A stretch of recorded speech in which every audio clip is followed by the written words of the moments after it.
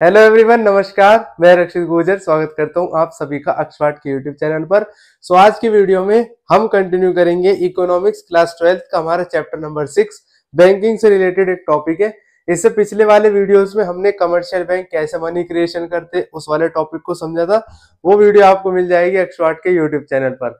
आज की वीडियो में हम समझने वाले कि जो सेंट्रल बैंक होता है और जो कमर्शियल बैंक होता है दोनों के बीच में क्या डिफरेंस होता है, यानी कि जो वाणिज्यिक बैंक होते हैं और जो केंद्रीय बैंक होते हैं दोनों के बीच में जो मुख्य अंतर है उसको हम समझने वाले इस वीडियो में। तो स्टार्ट करते हैं।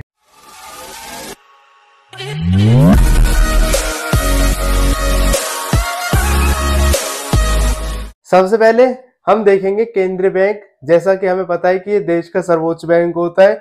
सर्वोच्च का मतलब सबसे बड़ा, तो केंद्रीय बैंक देश का सर्वोच्च बैंक है। देश में सभी बैंकों का बैंक होता है। वाणिज्यिक बैंक केंद्रीय बैंक के नियंत्रण में कार्य करते हैं। जो कमर्शियल बैंक्स होते हैं वो सेंट्रल बैंक के नियंत्रण में कार्य करते हैं। जो भी नीति बनाई जाती है वो केंद्रीय बैंक बनाता है और उनको फॉलो कौन करेगा? वाणिज्यिक बैंक करेगा। उसके बाद में यह वाणिज्यिक बैंकों से जमाएं स्वीकार करता है और उन्हें लोन भी देता है, यानी कि ऋण प्रदान करता है। और वाणिज्यिक बैंक केंद्रीय बैंक से ही लोन लेते हैं। तो जैसा कि हमें पता है कि जो सामान्य जनता होती है उसका केंद्रीय बैंक से कोई भी लेन देन नहीं होता है, सिर्फ वाणिज्यिक बैंक का ही केंद्रीय बैंक से लेन देन होता है। जो सामान्य जनता होती है वो कमर्शियल बैंक से लेन देन करती है। ये सामान्य जनता से जमाएं स्वीकार करते हैं। जितने हमारे अकाउंट्स होते हैं बैंक में वो कमर्शियल बैंक में होते हैं। और ये लोगों को ऋण भी प्रदान करते हैं, यानी कि आवश्यकता पड़ने पर लोग वाणिज्यिक बैंक से लोन भी लेते हैं। तो ये इसके दो पॉइंट्स थे। इसके बाद में जो नेक्स्ट पॉइंट है उसको हम यहाँ देखेंगे।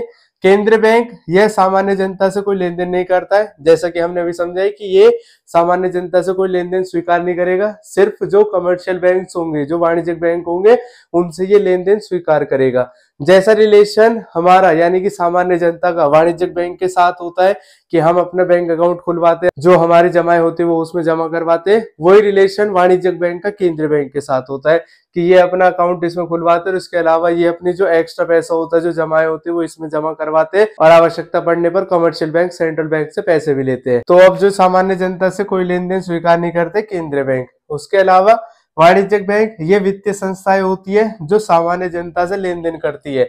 जो सामान्य जनता होती है वो अपना अकाउंट खुलवा सकते हैं वाणिज्यिक बैंक में जाकर। इसके अलावा केंद्रीय बैंक यह मुद्रा पूर्ति का मुख्य स्रोत होता है।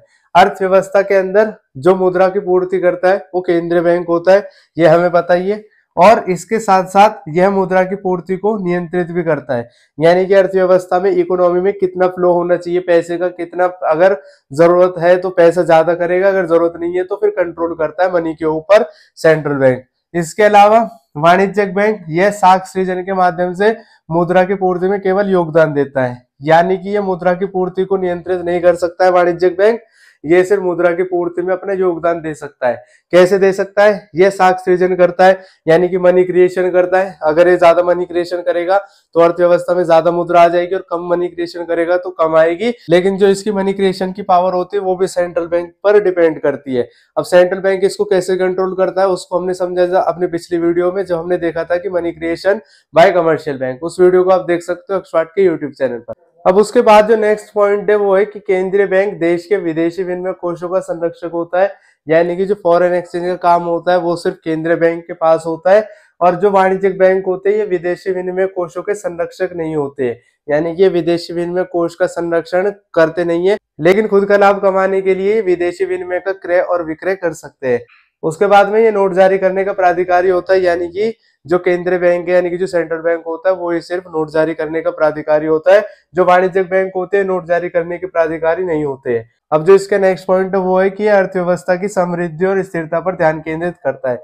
जैसा कि हमें पता है कि जो सेंट्रल बैंक होता है वो ही सिर्फ देश की अर्थव्यवस्था पर ध्यान केंद्रित करेगा, जीडीपी की समृद्धि दर को देखता है। लेकिन जो कमर्शियल बैंक्स होते हैं वो अपने लाभ को अधिकतम करने पर ही ध्यान केंद्रित करते हैं। उनका जो मेन फोकस होता है वो होता है कि अपने लाभ को अधिकतम करना। तो ये थी हमारी वीडियो जिसमें हमने देखा है कि दोनों के बीच में सेंट्रल बैंक और कमर्शियल बैंक दोनों के बीच में क्या डिफरेंस होता है। आई होप आपको समझ में आया होगा। अब इससे रिलेटेड जो नेक्स्ट वीडियोस है वो आपको मिल जाएंगे अक्षवाट के यूट्यूब चैनल पर। अब हम मिलेंगे अपने नेक्स्ट वीडियो सीरीज में, तब तक के लिए खुश रहे, स्वस्थ रहे और जुड़े रहे अक्षवाट के साथ। जय हिंद, जय भारत।